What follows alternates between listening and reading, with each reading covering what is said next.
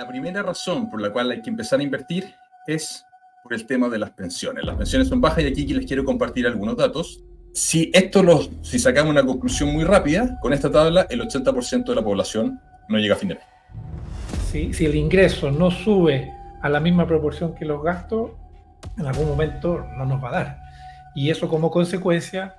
Ese es un momento súper peligroso porque estamos muy susceptibles a caer en estafas del estilo hágase un segundo sueldo invirtiendo en acciones.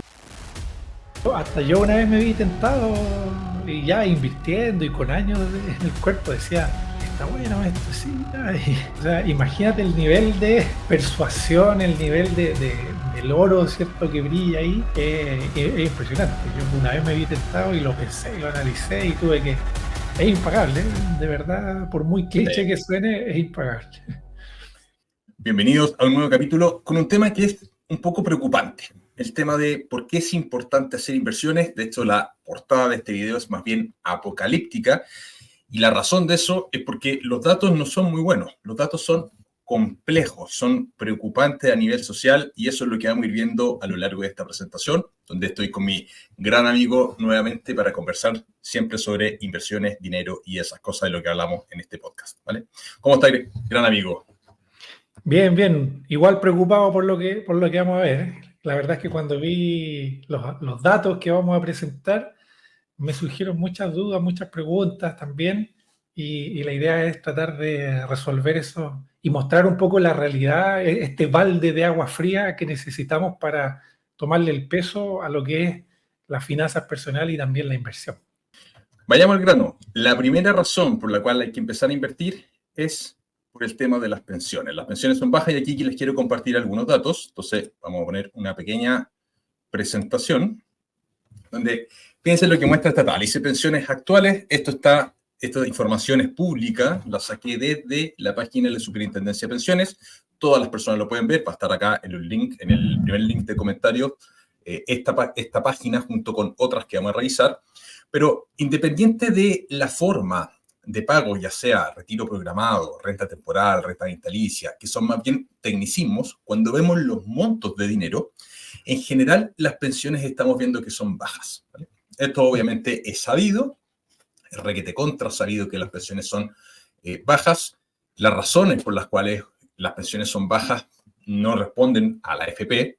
Hay 5 componentes que son sumamente importantes en la manera en cómo se calcula una pensión, que son los principales, son rentabilidad de los fondos de pensiones, que obviamente es responsabilidad de la AFP, cantidad de ahorro de las personas, eso depende más bien del nivel de sueldos, el porcentaje de ahorro para la jubilación se ahorra un 10% del sueldo por ley, entonces eso tampoco depende de la AFP. Yo desde que tengo uso de razón, tengo 39 años ahora, pero desde que tengo 25 más o menos, que vengo escuchando a las AFP decir que un 10% es insuficiente, que se necesita tener un ahorro mayor.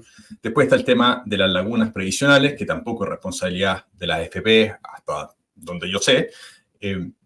Y tenemos, obviamente, también el tema de la edad. ¿En qué edad las personas empiezan a ahorrar? Porque no es lo mismo, y los que sabemos de finanzas, en este sentido, conocemos la lógica del interés compuesto, sabemos que mientras más joven una persona empiece, obviamente va a generar ese dinero que va ahorrando, va a generar muchos retornos acumulados en el largo plazo. Y esas son básicamente las 5 principales razones, dentro de las cuales una es la AFP y las otras son factores externos, algunos ahí medios políticos, algunas cosas no vamos a entrar en ese tema, pero esas son las razones. Ahora, el dato inequívoco es que el nivel de pensiones que se está alcanzando es bajo y es insuficiente en relación a los costos de vida.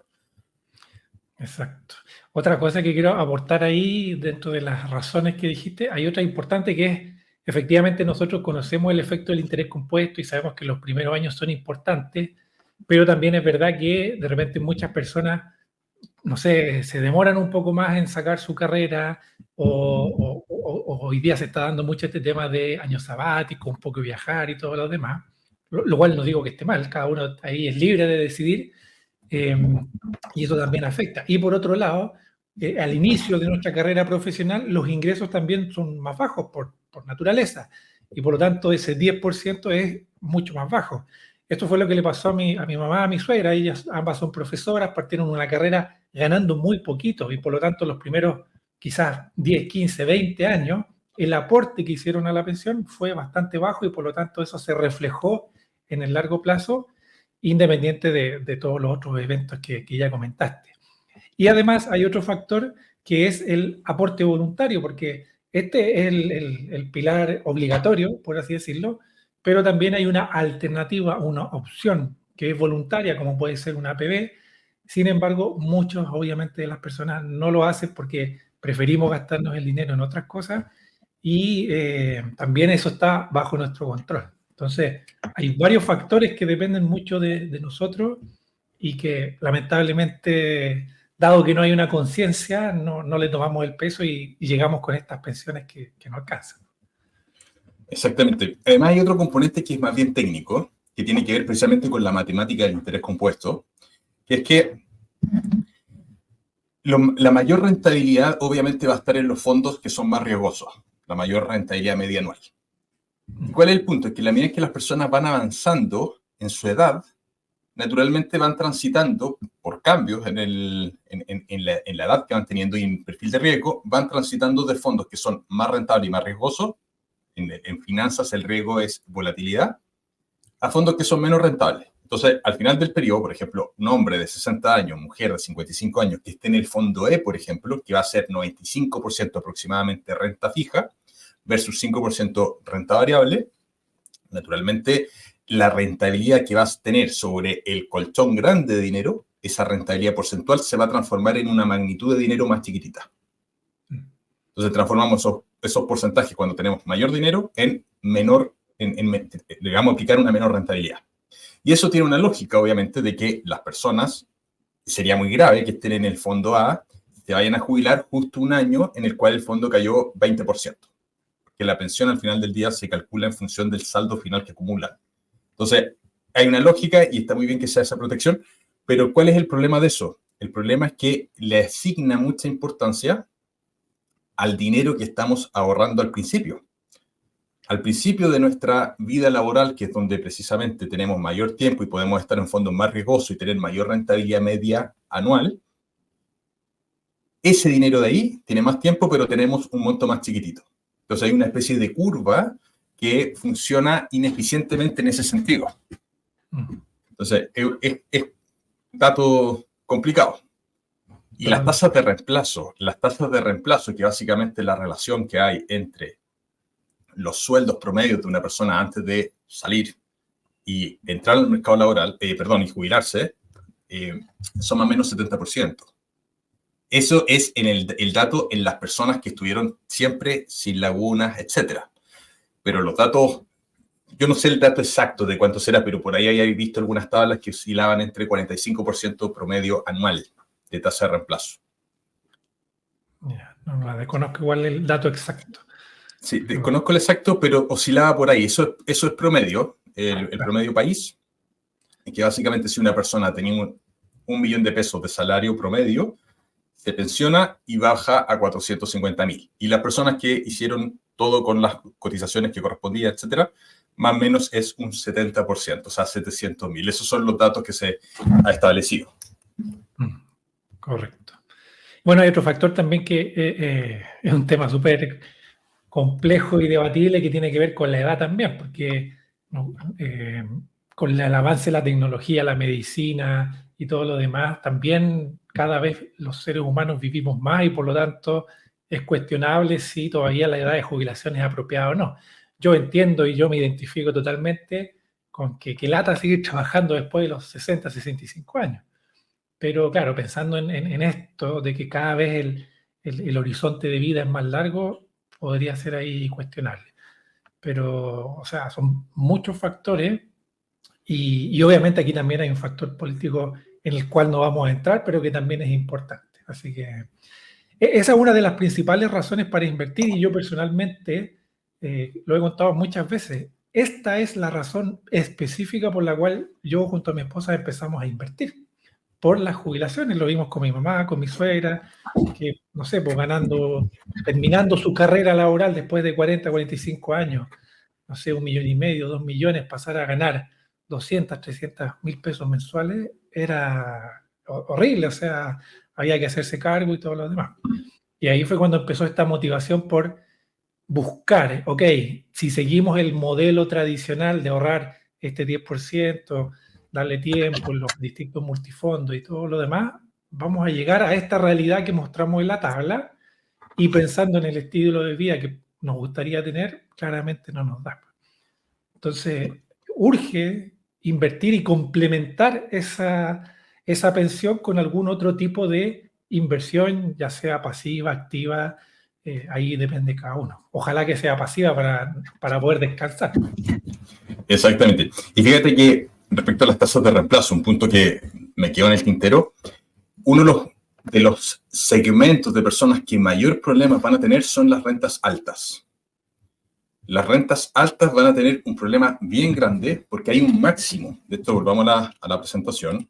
También este dato que les voy a mostrar es de acá de la página de la superintendencia, donde dicen información de pago de cotizaciones previsionales. El máximo imponible mensual para trabajadores dependientes son 3.156.000, el equivalente a 84,3 unidades de fomento. Y esto no es que siempre haya sido así. Antes era cerca de 82, antes 78, 74, han ido subiendo el máximo imponible en unidades de fomento. ¿Qué significa esto? Que una persona que gana 10 millones de pesos, por ejemplo, médicos, yo lo he visto mucho porque hartos médicos me han contactado y yo también lo vi con amigos de mi mamá, médicos que tenían rentas más altas del máximo imponible, solamente cotizaban por el máximo imponible. Entonces después se jubilaron y ¿qué es lo que ocurrió? La pensión les bajó muchísimo, su tasa de reemplazo era un 15-18%. ¿Por qué? Porque ellos decían, oye, pero si yo tenía una renta de 7, 8 millones de pesos y ahora mi pensión es 1.700.000, 1.800.000, ¿qué pasó ahí? Bueno, es que no ahorró por esos 7 millones de pesos, ahorró por el máximo imponible de la época. Exacto. Entonces, ese tema es un dolor grande que ojalá las personas que tengan rentas altas se preocupen activamente. Ahí la lógica es que esas personas que tienen rentas más altas deberían tener APB u otros tipos de inversiones. Claro. Pero el problema va a estar en el que tiene renta alta y no hizo ni una otra inversión y llegó a la mujer 60 años, hombre 65, se jubilaron y se van a pegar la piña, como se dice, de una realidad financiera brutal que sus ingresos van a bajar dramáticamente. Entonces, obviamente, este no es el grueso de la población que tiene esa situación, pero es dramático lo que pasa en el caso de las rentas muy altas. En ese sentido. Sí, pues aparte que la gente que tiene rentas más altas también está acostumbrado, obviamente, a un estilo de vida mayor y efectivamente llegar a la edad de jubilación y verse quizás forzados a bajar ese estilo de vida también puede ser psicológicamente bien, bien chocante. Son Sí. factores ahí que son naturales y hay que tenerlos claros. Sobre todo, claro, como tú dices, mucha gente no sabe que están aportando solamente hasta el máximo disponible y toda esa brecha que hay entre lo que realmente ganan y como consecuencia realmente están gastando, cuando luego se enteran de que su aporte fue mucho menor, proporcionalmente hablando a lo que ganaban, se llevan ahí esa sorpresa desagradable. Entonces, es bueno saberlo y volvemos a reafirmar este tema de que en algún momento, estadísticamente, ¿cierto? Este es un punto importante igual porque yo me acuerdo gente cercana que me decía, bueno, pero si yo no voy a vivir tantos años, o a lo mejor, ¿y qué pasa si el día de mañana ahorro, guardo y fallezco por X razón? No sé los números exactos, pero yo estoy segurísimo, y no tengo pruebas ni tampoco dudas, pero de que es más probable llegar a jubilarnos a que nos pase algo entre medio. Es más probable. Entonces, es algo que tenemos que tener consciente y que va a pasar. Una vez también escuché a una persona decir, no, ese es el problema del Víctor del futuro. Claro que va a ser problema, pero la persona que es responsable es el Víctor del presente. Entonces, Exactamente. el mensaje es que le tomemos el peso a lo que significa pensionarse bien, tener una buena vejez, porque van a haber otros gastos, otras preocupaciones en ese momento. Y creo yo que al menos lo que deberíamos aspirar es que el dinero que nos ingrese, tanto por pensiones como por otro tipo de fuentes de ingresos, nos alcance para vivir bien. ¿Ya? Y el momento de hacerlo era hace 10, quizás 20 años atrás, pero el segundo mejor momento para ocuparse de eso es hoy día. Exactamente, exactamente. Bueno, y pasamos a la segunda razón de por qué es muy importante hacer inversiones y es llegar a fin de mes. Y fíjense los datos que les vamos a mostrar. Estos son los datos, esta es la encuesta de presupuesto de los hogares que se hizo el año 2021-2022, que todos los bienios se va haciendo, y probablemente las que se haga ahora los datos van a ser muy similares. ¿Ya? Pero ¿qué es lo que se plantea en esto? Que el gasto promedio mensual del hogar estimado corresponde a 1.451.782 pesos. Ese es el dato que ellos están sacando, gasto promedio del hogar. Donde, bueno, y la mediana está en 1.108.000. Esa es la mediana es el dato del centro cuando se tienen todos los datos. ¿Ya? ¿Cuál es el dato que está justo en la mitad? Se llama mediana, es 1.108.000. Obviamente los promedios suben porque si tenemos en los extremos tenemos datos muy grandes, eso va a tender a subir a los promedios o a achicar los promedios. ¿Vale? Ahora, ¿cómo se compone esto? Principal ítem, alimentos y bebidas no alcohólicas, 307.000 pesos promedio. Yo gasto más. Yo como más. Claro. Después tenemos ítem vivienda. Ya, vivienda, agua, electricidad, ya 232.000 pesos en esos ítems. Obviamente, eso es un nivel promedio. Alguien que diga, bueno, yo tengo un crédito hipotecario o arriendo, gasto mucho más que eso. Sí, claro, se va a gastar más. Esto aquí incorpora todos los promedios a nivel país, donde hay personas que obviamente no pagan, personas que ya pagaron su casa, etcétera, que no tienen problema en ese sentido, el gasto es más bajo. ¿Vale? Pero ahí está el desglose completo, pero estos datos hay que contrarrestarlos contra la siguiente tablita, que también sale de la misma encuesta, donde muestra el gasto total e ingreso disponible promedio mensual del hogar por quintil. Entonces, el primer quintil, ¿qué es lo que se muestra? Que el gasto del hogar es de 901.000 pesos y el ingreso 462. Segundo, 1.049.000 de gasto, ingreso 811. Tercero, gasto 1.244.000, ingreso 1.075.000. Cuarto quintil, 1.581.000 de gasto, 1.510.000 ingreso. Es el cuarto quintil. El quinto quintil, 2.481.000 de gasto, 3.200.000 de ingreso. Si sacamos una conclusión muy rápida, con esta tabla, el 80% de la población no llega a fin de mes. ¿Vale? Tenemos 4 quintiles que el ingreso promedio está por debajo del gasto promedio, en el 80% de la población. Entonces, este dato es obviamente preocupante. ¿Cómo se financia ese diferencial? Deuda. Esta tabla la encontré con los datos hasta el 2019, pero seguramente los niveles no andan muy distintos a esto. Es que vemos que claramente hay una tendencia alcista en la deuda de los hogares. La fuente de esta tabla es del Banco Central. Entonces, si tenemos 4 quintiles que están gastando más de lo que están ganando, bueno, ¿cómo se paga ese diferencial? Obviamente con deuda. No hay que hacer mucha magia para descubrir que ese diferencial es cubierto por deuda. Sí, y eso considera el ingreso y gasto del hogar. Puede ser, no habla solamente de una persona, pueden ser 2, 3 personas, gente que vive con los familiares, y ahí obviamente depende de los hijos, responsabilidades, adultos mayores, etcétera, etcétera. Pero obviamente siempre estamos hablando de más o menos un promedio, cada uno aquí tendrá distintas realidades, pero el mensaje que creo que aquí es súper importante y a la vez alarmante es eso de que no alcanza para vivir y lamentablemente ese diferencial se está cubriendo con deuda. Y esto obviamente nos perjudica porque nos limita un poco pensar en el tema de las pensiones, nos limita quizás también el poder invertir, que es algo que nosotros invitamos a hacer constantemente. Y aquí la pregunta, creo yo, natural que surge es, oye, entonces si no alcanza, ¿cómo voy a invertir? Y ahí es donde hay que volver a las bases y tener claro que hay dos formas, ¿cierto? Tenemos la de ganar más o gastar menos. Y aquí obviamente podemos hablar un montón de este tema y puede haber mucho debate también, pero creo que es importante que seamos conscientes de que no podemos gastar así a rajatabla sin tener el control de lo que estamos haciendo. Y ahí es donde entran los elementos básicos que hemos comentado en los canales, que tenemos videos y cursos sobre eso.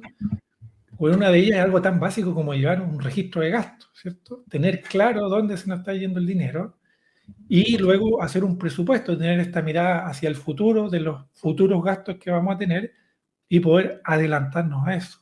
Ver realmente cuáles son los gastos estrictamente necesarios para vivir y cuáles quizás son algunos que por algún tiempo podemos limitarlos en cierta medida y sin tampoco obviamente afectar tanto la calidad de vida.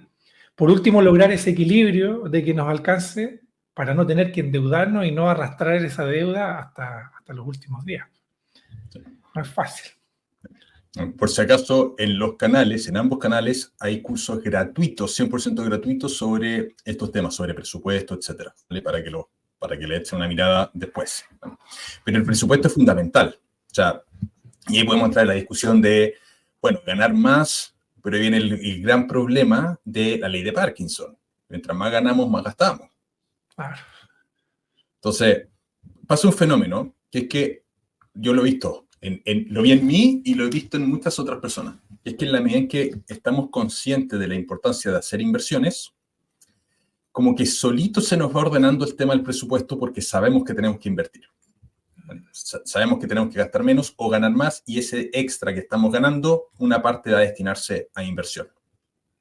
Correcto. Entonces, cuando conocemos eso y conocemos el interés compuesto, cómo funciona, cómo funcionan las inversiones, tenemos más ansiedad, más ganas de estar haciendo inversión y naturalmente vamos corrigiendo presupuesto.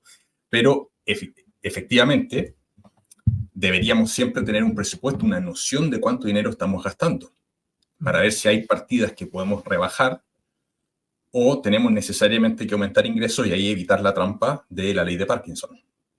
Exacto. Ahí ayuda mucho, por ejemplo, no sé, ahorrar o invertir en proporción, en porcentaje. Voy a inventar, si yo ahorro un 5% y me suben el sueldo, bueno, ese 5% también va a ser más alto. O de ese 5 paso a un 6. Y así voy llegando hasta un nivel que me lo permita. Y obviamente hay un montón de reglas, tablas, proporciones, pero como las finanzas son personales, tenemos que ajustarlo ahí a la realidad de cada uno. Pero una buena forma, creo yo, es un porcentaje. También destinar un cierto porcentaje al techo. Siempre se habla que los bancos tienen el criterio de hasta un 25% debería cubrir el techo y un 30-33% lo relacionado a las viviendas. Entonces también, no de repente pasarnos de esos porcentajes nos pueden ayudar eventualmente a lograr invertir. Y otro punto importante que pensaba mientras veíamos esta tabla es que muchas personas piensan que invertir les va a permitir llegar a fin de mes. Y la verdad es que hay que tener mucho cuidado. Hay un punto que vamos a ver más adelante, porque la inversión es consecuencia de que llegamos bien a fin de mes y le destinamos un dinero para eso. No que la inversión nos va a hacer ganar un dinero extra o un segundo sueldo para poder llegar a fin de mes. Y eso también es importante tenerlo claro y es parte de la educación financiera que tratamos aquí de compartir. Claro, ese punto es súper importante. Ahora, los ingresos de las personas no son estables. Una persona puede tener un ingreso, un trabajo, pero el día de mañana puede ese trabajo perderlo, por ejemplo. Entonces, ahí en esos casos, cuando es muy distinto dejar un trabajo por la razón que sea, cuando tienes inversiones detrás, que te puedan o no generar ingresos pasivos, pero cuando tienes un capital detrás, ojalá líquido, del cual puedas echar mano para esos casos. Entonces, la inversión puede corregirte también esos puntos. Incluso inversión en instrumentos de ahorro, que no son instrumentos de inversión, pero tener este famoso fondo de emergencia, tener también cositas por ahí que te vayan generando ingresos pasivos, aunque sean chiquititos, pero que te puedan compensar eventualmente este tipo de cosas.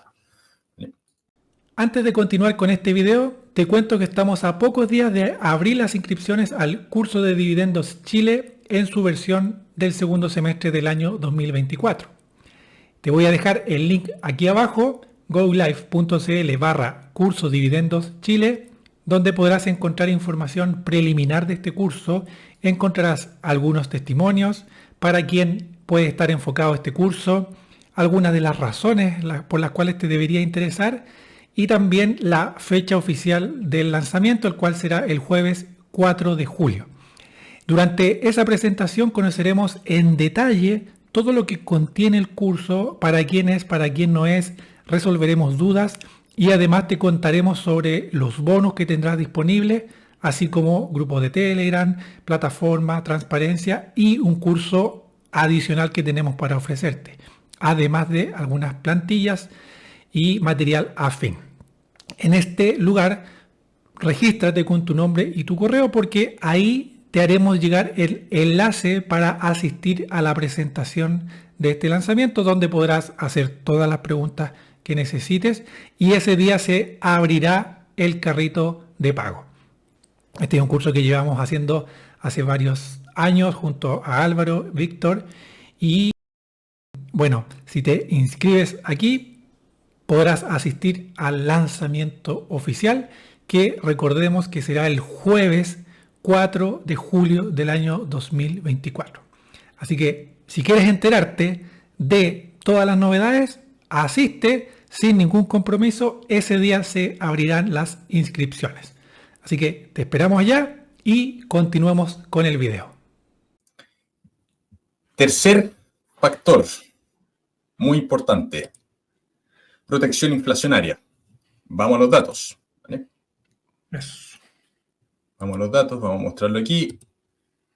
Esta tabla que estamos viendo muestra básicamente cómo se compone el IPC, todas las categorías de IPC. Entonces, por ejemplo, en la primera división dice alimentos y bebidas no alcohólicas, ponderación 22%.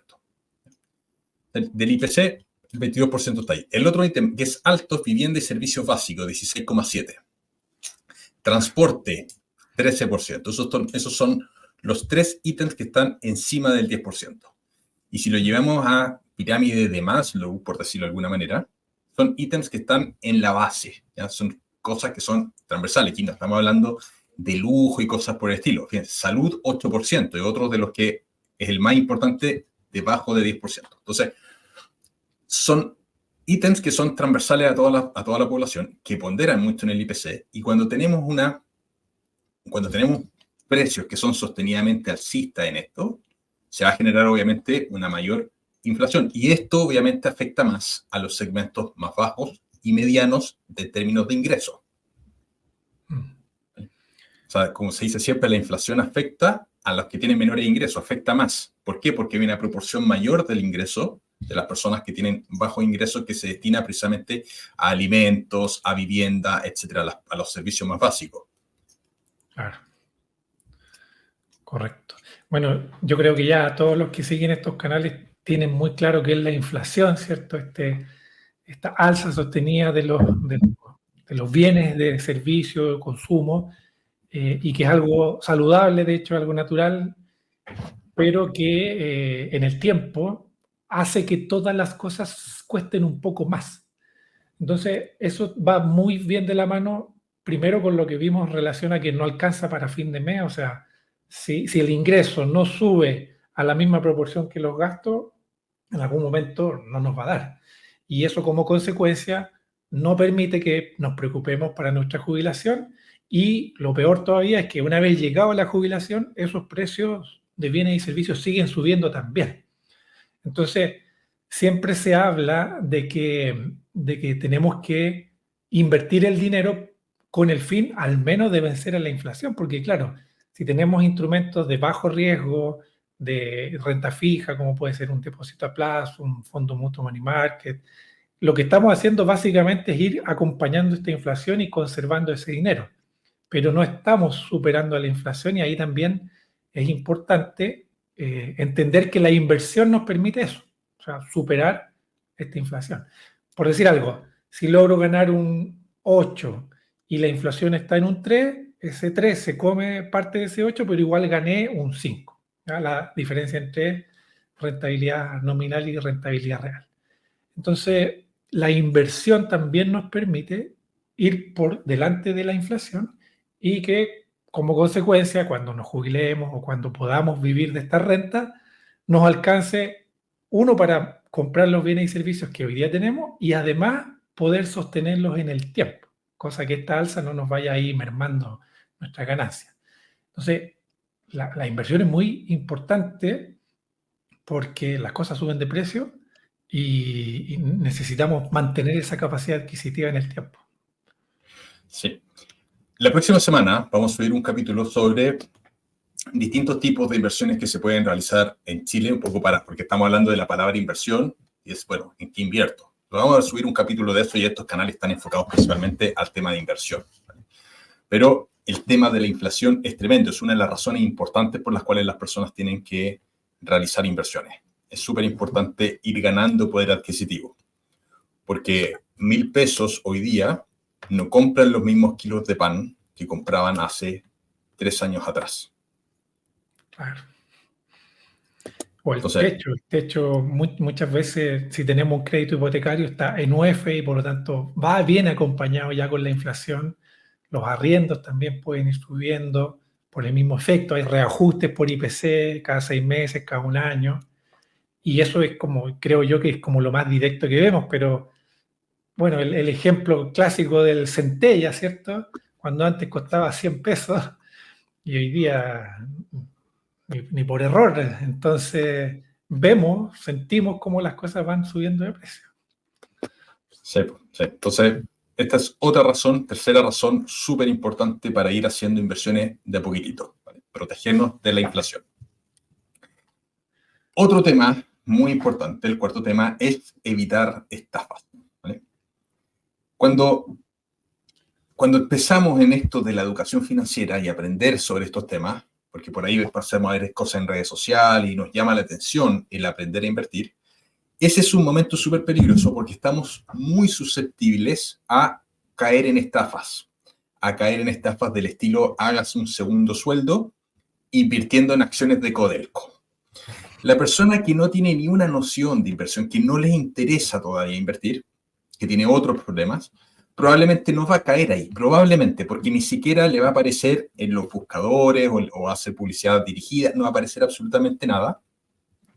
Temas de estafa en ese sentido. Pero después tenemos la persona que sí quiere, pero todavía no tiene la madurez suficiente como inversionista, porque nadie nace sabiendo esto, a nadie nos enseñan el tema de inversiones. Entonces, en esos primeros pasos que estamos dando en este camino como inversionista, estamos susceptibles a caer fuertemente en estafas que te prometen hacerte rico rápido. De eso está lleno. Después la parte inmobiliaria, que te vendan proyectos inmobiliarios que son muy malas inversiones, que tienen baja rentabilidad, que hay un cálculo que es el cap rate, que tienen bajos cap rate, que tienen un montón de métricas que lo hacen una mala inversión inmobiliaria. Y además con deuda, apalancándonos ahí. Entonces, tenemos esos primeros pasos que estamos susceptibles. Entonces, la importancia de aprender el tema de inversiones es precisamente para identificar cuando hay algo que es una estafa, cuáles son los retornos de mercado que pueden tener las cosas.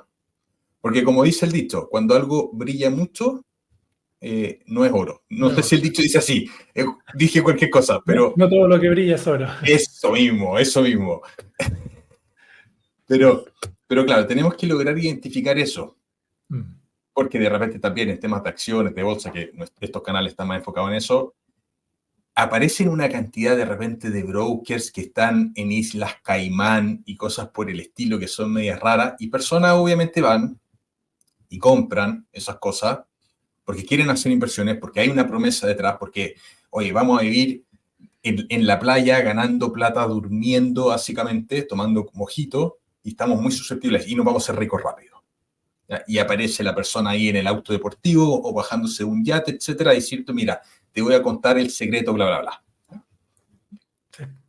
Entonces, el hecho de empezar a invertir, el empezar a educarse, empezar a entender cómo funciona este mundo, nos ayuda a evitar estas estafas, porque, claro, si hay una promesa de, no sé, oye, obtén un 300% en 2 días, uno automáticamente sabe que, oye, esto dentro del macro, ¿cierto? Es raro, es extraño. ¿Cómo es posible? Y eso te lo da el tiempo que uno lleva invirtiendo, los libros que ha ido leyendo, la experiencia de otros grandes inversores, porque uno ya sabe más o menos en qué rango se mueven este tema de las inversiones, qué tan probable o qué tan improbable es que eso sea real o no. Y aquí volvemos al punto anterior, o sea, muchas personas que, por ejemplo, están al límite entre sus ingresos y sus gastos, piensan que con la inversión mágica van a poder tener más ingresos y por lo tanto van a poder llegar a fin de mes y además poder vivir quizás una vida utópica en ese momento porque queremos saltarnos ciertos pasos, queremos llegar rápidamente al dinero fácil, al dinero sin trabajo, sin esfuerzo y rápido también, porque quienes más o menos sabemos algo de inversión, sabemos que las inversiones en general son lentas, en general. ¿Ya? Incluso las más rápidas podrán tomar unos 3, 5 años, como puede ser un negocio, cosas así. Entonces, el educarnos financieramente, el empezar a invertir de a poquito, con calma, estudiando y dándose cuenta de que estas cosas toman tiempo, que las rentabilidades son más o menos, se mueven dentro de un rango, nos ayudan justamente a evitar este tipo de estafa. Y nos permiten no llevar a otros también a estas estafas, porque hay muchos modelos piramidales donde si, oye, trae a 2, 3 personas, o mientras más gente invite, mucho mejor, eso también no solamente genera un daño a nosotros, sino que también a todas esas personas que se vieron involucrados en, esto, en estas estafas. Entonces, la educación financiera es fundamental y el empezar a invertir nos aterriza un poco y nos da un poco de contexto de qué podemos esperar y qué no. Exactamente. Historias como la de los quesitos, los mandalas hace poco, unos tejidos que te daban una ganancia importante, etcétera. Y dices, pero ¿cómo la gente cae en esto que un tejido te va a generar? Bueno, yo la verdad no Oye, desconozco los tejidos, hasta pero yo, hasta yo una vez me vi tentado y ya invirtiendo y con años en el cuerpo decía, "Oye, está bueno esto, sí, ya". O sea, imagínate el nivel de persuasión, el nivel del oro, ¿cierto?, que brilla ahí. Es impresionante. Yo una vez me vi tentado y lo pensé y lo analicé y tuve que sacar todas las herramientas que tenía disponibles para convencerme de lo que era evidente. todas las herramientas racionales estás influenciado seguramente por un montón de triggers emocionales que te los disparan Exacto, muy bien, lo hacen muy bien en ese sentido. totalmente. Último punto, mayores niveles de libertad. Cuando estamos haciendo inversiones, está muy bien el sol ahí, cuando estamos haciendo inversiones tenemos mayores niveles de libertad, libertad de pensamiento, libertad de un montón de cosas. No es lo mismo cuando tenemos X capital invertido, permanecer en un trabajo, la decisión es más fácil. Si tenemos un trabajo que no nos gusta y tenemos un monto por ahí del cual podríamos echar mano, si es que nos vamos del trabajo y cambiamos a otra cosa que nos guste más, tenemos mayores niveles de libertad en ese sentido. Entonces, Sí. es un tema súper importante que obviamente no se adquiere de un día para otro. ¿Ya? Tener 50.000 pesos invertidos no vamos a tener mayores niveles de libertad, pero en la medida en que vayamos teniendo cada vez más, producto de nuestra disciplina, etcétera, vamos a ir adquiriendo esta libertad extra. Es súper importante. Bueno, aquí es donde nace el famoso concepto, ¿cierto?, de la libertad financiera. Hay muchos tipos de libertad. Tenemos libertad de profesión, libertad geográfica, libertad de escoger a las personas con las que nos relacionamos, libertad de poder, no sé, cuidarnos o no, etcétera, etcétera. Y muchas de estas decisiones están influenciadas por el momento económico el cual estamos pasando. Entonces, bueno, primero pensando en lo esencial, en lo primario, que sería al menos tener una buena jubilación, eso por lo menos nos da la libertad de no tener que seguir trabajando. Quizás nos da la libertad de poder vivir en un lugar cómodo, acorde a nuestras capacidades que vamos a tener en ese momento.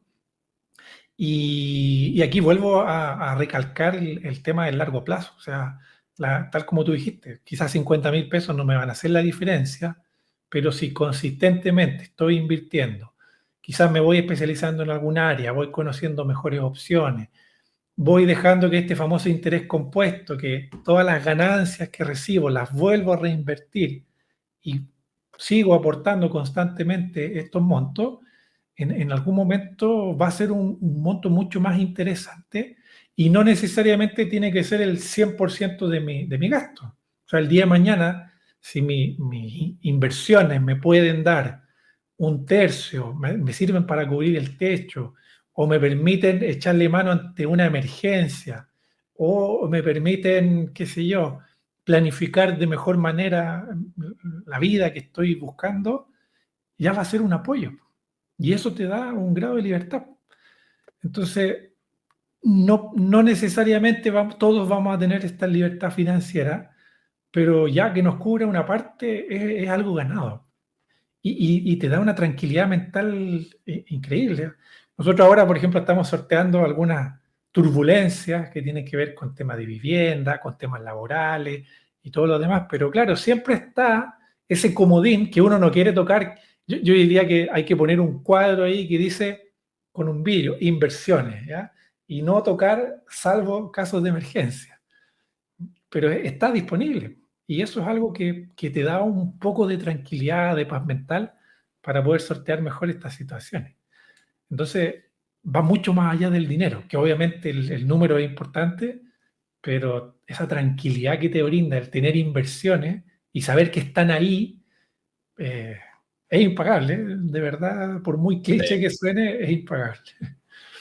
Se duerme más tranquilo. Se duerme más tranquilo cuando hay un patrimonio que está detrás, en ese sentido.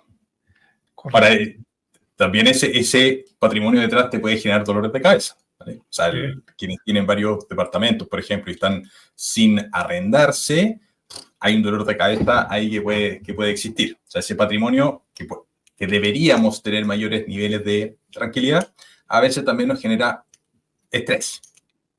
Correcto. Los famosos happy problems. Exactamente. Happy problem. Los problemas felices. Y respecto de la libertad financiera, si bien probablemente no todas las personas vayan a tener libertad financiera antes de jubilarse, pensar que la libertad financiera, que por definición es que los ingresos que vienen de mis inversiones sean capaces de cubrir mi costo de vida, o los ingresos pasivos que tenga de una u otra manera sean capaces de cubrir mis costos de vida. De la principal fuente de ingreso pasivo, que es este ingreso que tenemos sin trabajar, son precisamente las pensiones, el pago que hace el sistema de pensión a nosotros, ¿vale? Que como vimos en la primera parte de este capítulo, no eran suficientes según los datos sabidos por lo demás. Pero es en ese momento, el de pensionarse, en los cuales tenemos que sí o sí, o deberíamos tener libertad financiera. O sea, que todo ese ingreso pasivo, producto de las pensiones o de inversiones externas al sistema de pensión, sean capaces de pagarnos, ¿vale? De pagarnos para cubrir y estar tranquilos. Al final, yo creo que es eso, es vivir tranquilo.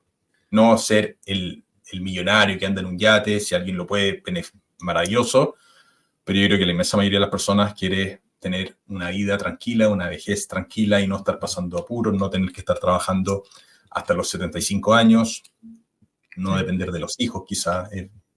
No ser una carga para los hijos. Lo he escuchado muchas veces. Sí.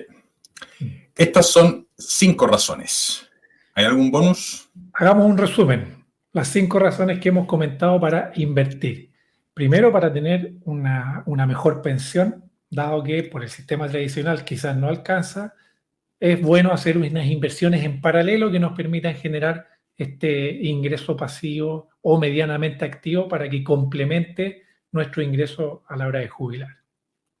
La segunda razón tiene que ver con que el gasto promedio familiar supera los ingresos y por lo tanto primero tenemos que romper esa brecha y luego invertir para que eventualmente ya esas inversiones cubran quizás esa brecha al menos y no caer en esta trampa del endeudamiento.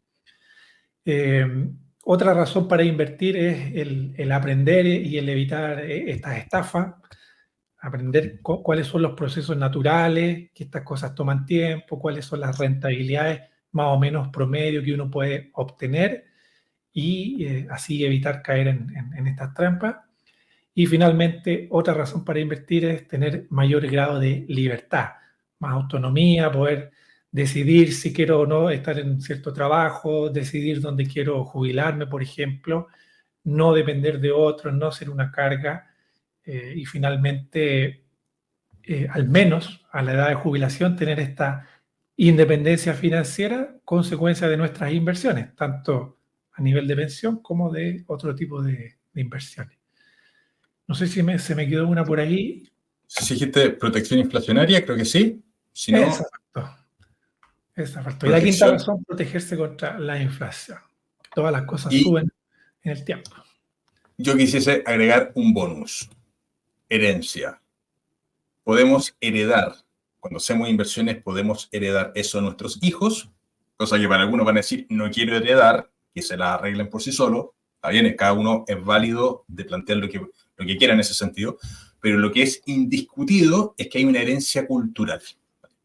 Cuando una persona es inversionista y está ahorrando y está construyendo su propio portafolio, independiente que el día de mañana se lo quiera gastar completo y no heredarlo a sus hijos, va a tener una herencia cultural en temas de hábito que sus hijos probablemente no van a tener problemas financieros en el futuro, probablemente porque van a venir con el set desde la casa de que hay que ahorrar, de que hay que hacer inversiones y probablemente lo van a empezar a hacer mucho más jóvenes.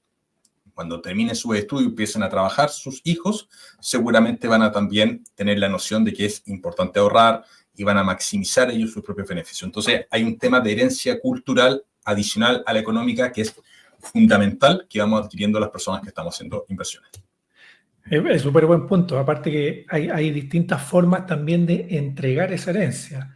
Hay algunas personas que optan por dejarlo a la edad ya que fallecen, pero también están estas herencias en vida, que es entregar quizás parte de ese patrimonio a los hijos quizás en la etapa que más les cuesta sortear la vida, que es cuando uno sale de la universidad, está recién encontrando trabajo, los ingresos no alcanzan, quizás para comprarse su primera vivienda, o quizás para cuidar mejor a sus hijos cuando están recién nacidos, como que en esa etapa donde cuesta un poco surgir, llamémoslo así, hay personas que optan por entregar esa herencia ahí.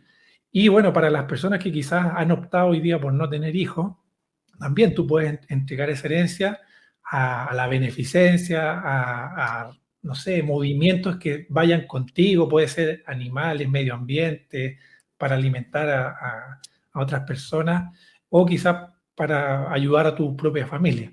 Ahí lo bueno de tus inversiones es que son tuyas, son personales, es un patrimonio, es un dinero del cual tú puedes disponer y asignar a lo que tú creas mejor y más conveniente. De hecho, tenemos un capítulo muy interesante de un libro que se llama Morir con Cero, se los vamos a dejar aquí en la tarjetita y en las descripciones para que lo vayan a ver ahí un poco para que se abran a estas opciones y a estas alternativas que hay. Ya están en ambos canales para que nos vayan los vayan a buscar y también no olviden suscribirse para todo este contenido. Sí. Bueno, hemos llegado al final de este capítulo. Dejen también en los comentarios qué otras razones ven, si estas razones les pareciesen que sean lo suficientemente fuertes para empezar a hacer inversiones. Recuerden que la próxima semana vamos a subir un episodio hablando sobre los distintos vehículos e instrumentos de inversión. Hoy día nos quisimos enfocar en por qué es importante invertir. Tal como dijo Álvaro, déjenos en los comentarios qué opinan de todo esto, si les parece, no les parece, si a lo mejor no vale la pena invertir y seguimos como estamos, o realmente es necesario hacerlo o no. Claro. Un abrazo muy grande.